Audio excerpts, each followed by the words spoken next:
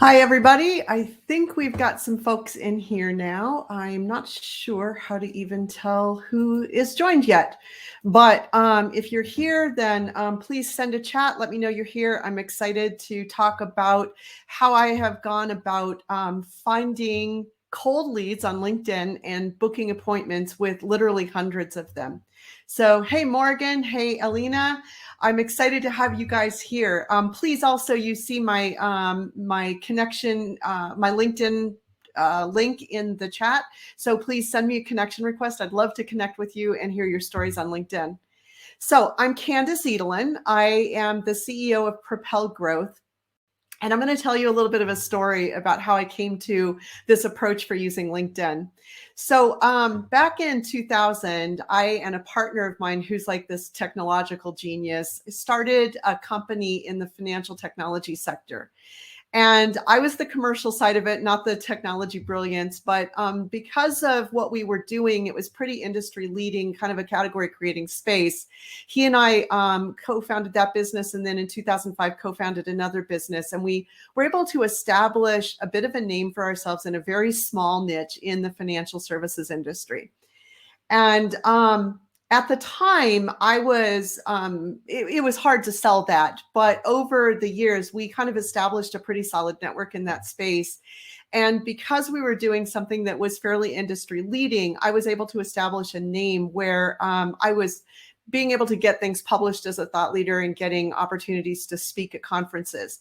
So when I started Propel Growth in 2007, I targeted that same industry and was able to leverage that network. So for the first 10 years I ran this business, my network and my content brought in all of my business. So I literally did not make an outbound sales call in like 10 years.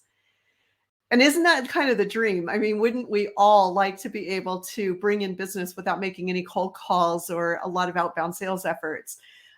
So what happened though then is I decided, I don't know, brilliantly, not so brilliantly, to change industries in 2018 and target a new space. And that all stopped. It was just like, immediately my network's gone, my authority is gone, my knowledge of the industry is gone, and I've got to start from scratch, right? So, and I didn't have this list. I didn't have the network, and oh my gosh, I hate cold calling, just hate it. But I also didn't have a lot of budget. I live in Colorado, and the industry that I was chasing was mostly in San Francisco, Chicago, and New York. Went to some events, but I didn't have the budget to travel to events all the time. So I had to figure out something though, because if I don't sell, I don't eat. So, it was like, all right, we got to figure something out. So I started experimenting with techniques for using LinkedIn. And how many of you have been approached constantly, probably by the LinkedIn lead generation services? And they make these amazing promises in the chat. Tell me how many of you have been in that situation where, it's like they sell this dream of, oh, if you just pay us a few $1,000s a month, we're going to get you all of these leads, and you're not going to have to do anything except just sit there and wait for the leads to come in and then have a conversation with them and they'll immediately buy, right? That's the dream. Yeah, that doesn't happen. How many of you have tried it, right?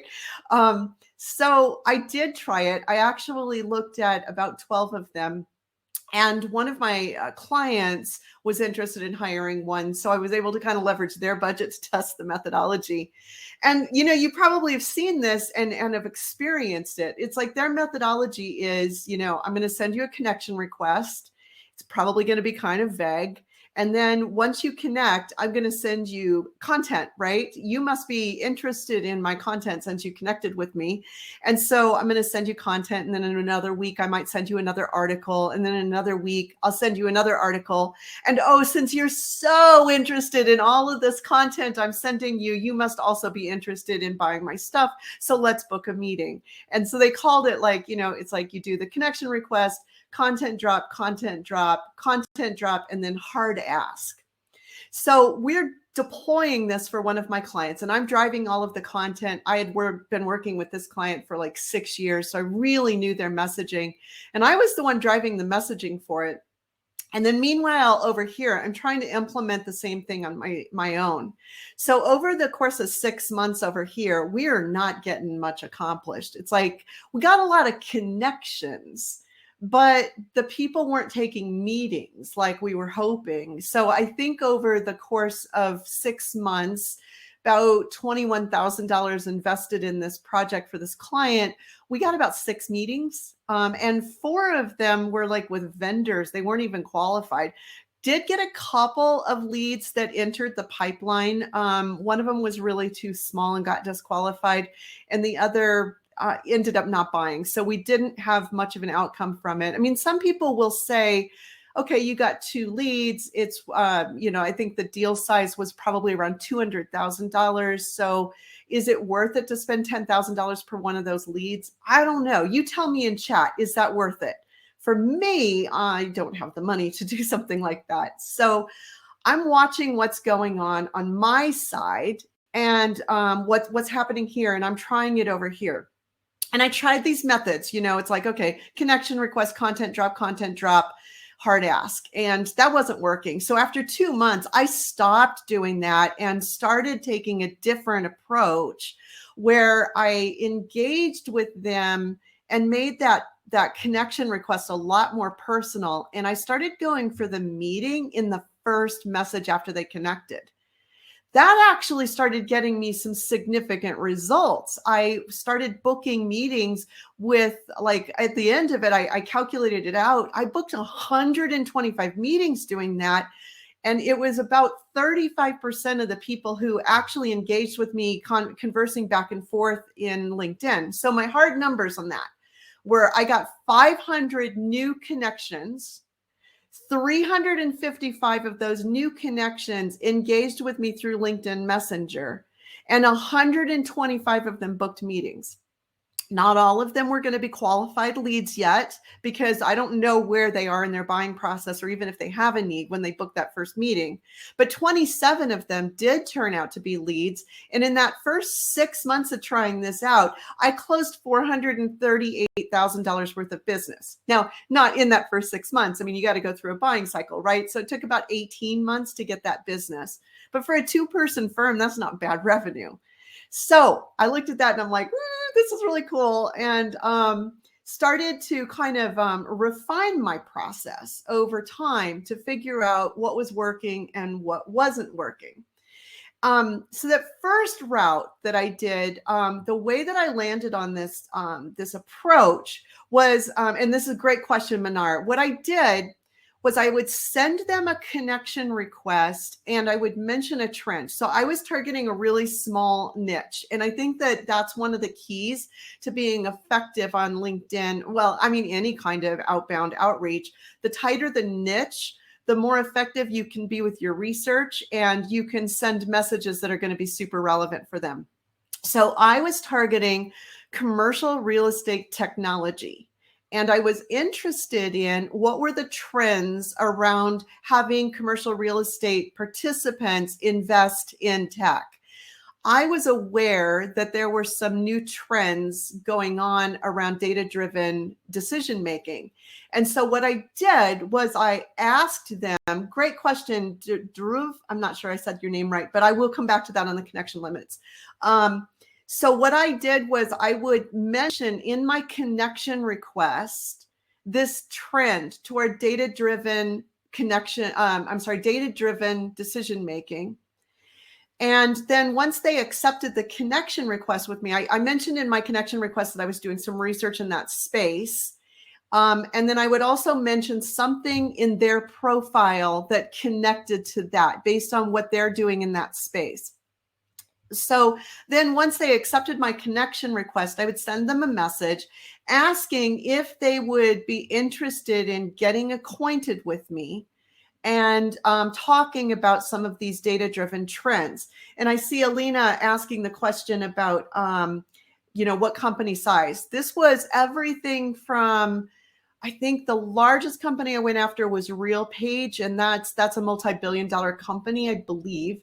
And then some of the smaller companies were between 50 and 100 employees. So it was a range, but I was finding that the methodology was working pretty consistently across that range. Unless I was targeting marketers, they were actually some of the hardest to get a hold of.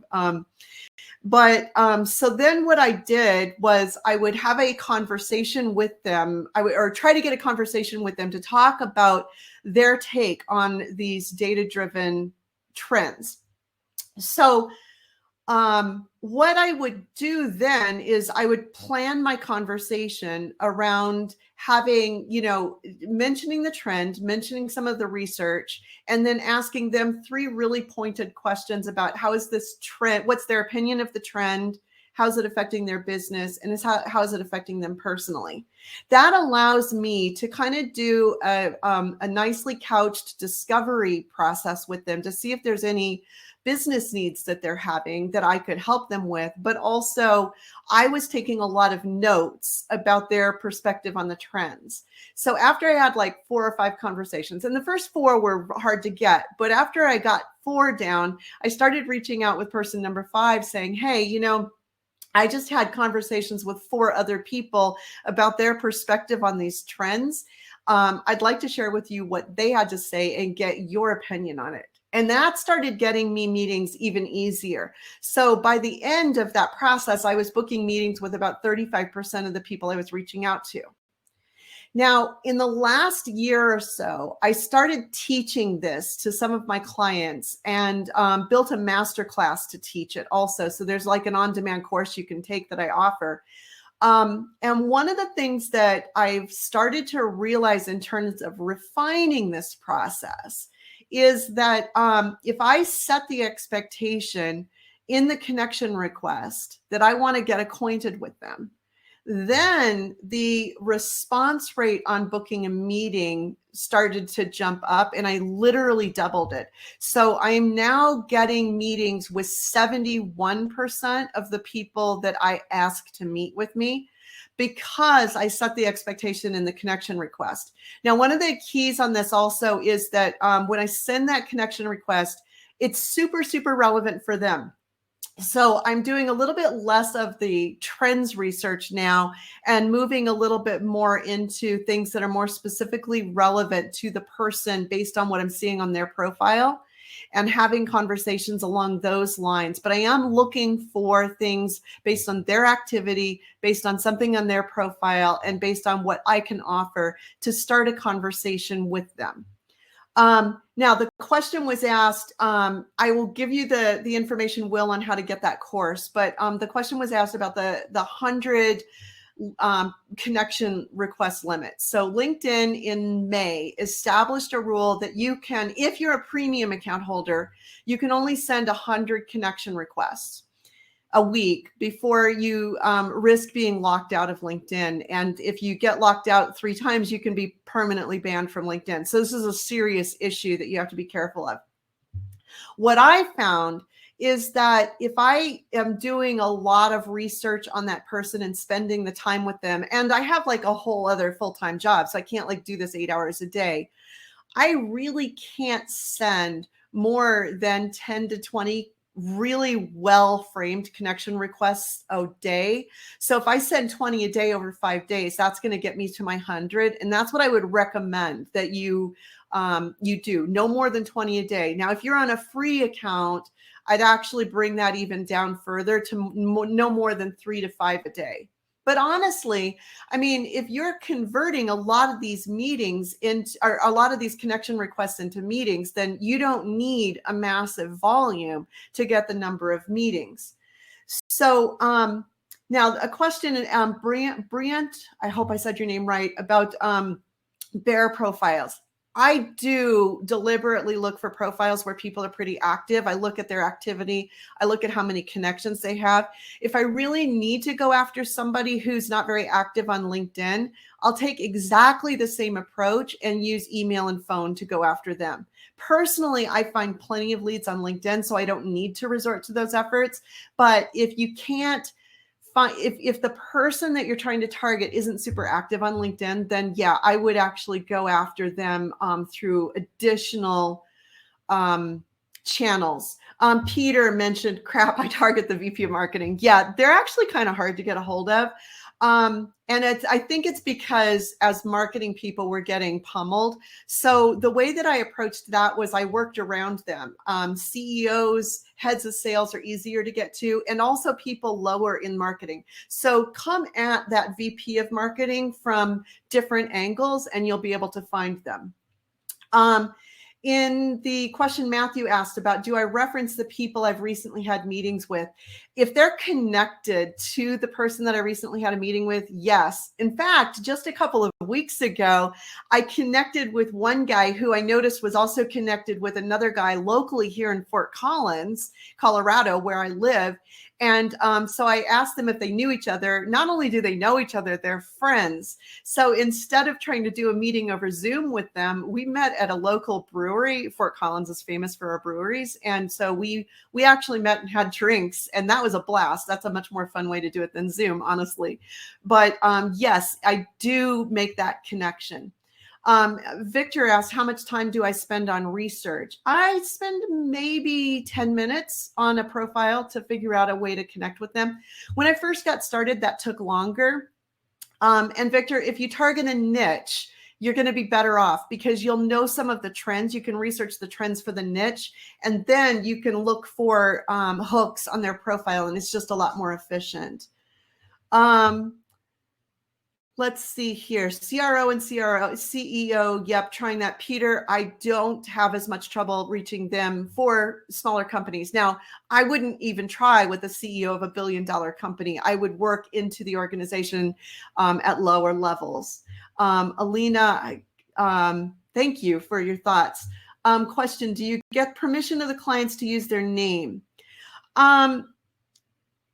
I might say that I just had a conversation with Peter. If you're connected to Peter, if I call Victor and say, hey, I just had a conversation with Peter Benson, then yes, I might do that. But I wouldn't necessarily use their name as credibility, except to just mention something. But I'm cautious about it. And honestly, I haven't needed to do a lot of name dropping. I just say I've had conversations with 10 other people and they're like, oh, really? Yeah, I want to know what 10 of my competitors are talking about. So if you would like to get the masterclass, you can go to learning.propelgrowth.com. And I am going to stick that in the chat in just a second here. The master class that I offer does teach like all of the techniques that I'm talking about and gives you like specific messaging approaches that worked and the stuff that really bombed for me, because frankly, there is some stuff that bombed in terms of my approaches. And then you can also get a free training, by the way, on that link that I just sent you. How far do I go in targeting? In chasing them, assuming that I'm targeting specific personas.